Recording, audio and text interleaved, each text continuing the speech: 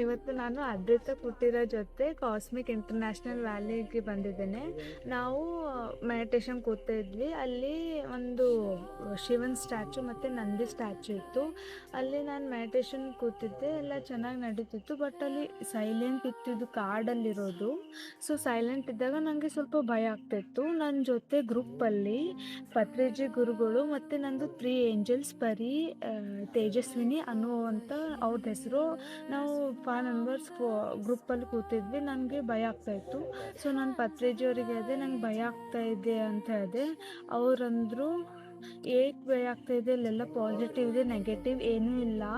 ಇಲ್ಲಿ ಯಾವುದೇ black magic ಅದ್ರ ಏನೇ ನೆಗೆಟಿವ್ ಬರಲ್ಲ. ಯಾಕಂದರೆ ನಮ್ಮ ಸುತ್ತ ಟ್ರಯಾಂಗಲ್ಸ್, ಪಿರಾಮಿಡ್ ಸುತ್ತುತ್ತಾ ಇರ್ತದೆ. ಸೊ ಅದು ಅದ್ರನಿಂದ ನಮಗೆ ಏನು ನೆಗೆಟಿವ್ ಎನರ್ಜಿ ಒಳಗೆ ಪಾಸ್ ಆಗೋಕ್ಕೆ ಬಿಡೋದಿಲ್ಲ ಅಂದರು. ಸೊ ಅದಾದಮೇಲೆ ಎಲ್ಲ ಚೆನ್ನಾಗಿ ಆಗ್ತಾಯಿತ್ತು. ಫುಲ್ ಡೀಪ್ ಎನರ್ಜಿ ಹೋಗ್ತಾ ಇತ್ತು.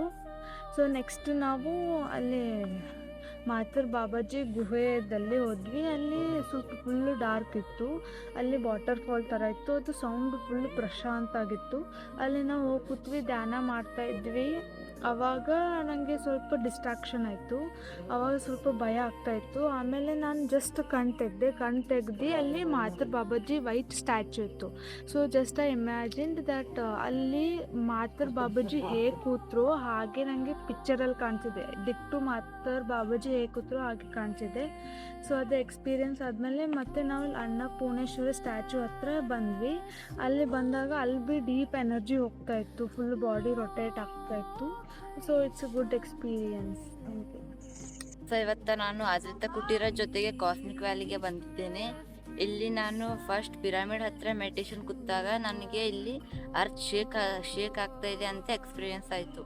ಹಾಗೂ ನಾನು ಮಾತಾರ್ ಬಾಬಾಜಿ ಹತ್ರ ಮೆಡಿಟೇಷನ್ ಕೂತಾಗ ನನಗೆ ಫುಲ್ ಡೀಪ್ ಒಳಗೆ ಹೋಗ್ಬಿಟ್ಟಿದ್ದೆ.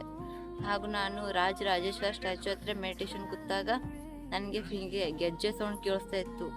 ಹಾಗೂ ಇಲ್ಲಿ ವೈಬ್ರೇಷನ್ ಹಾಗೂ ಫುಲ್ ಹೈ ಪವರ್ ಇದೆ. Thank you.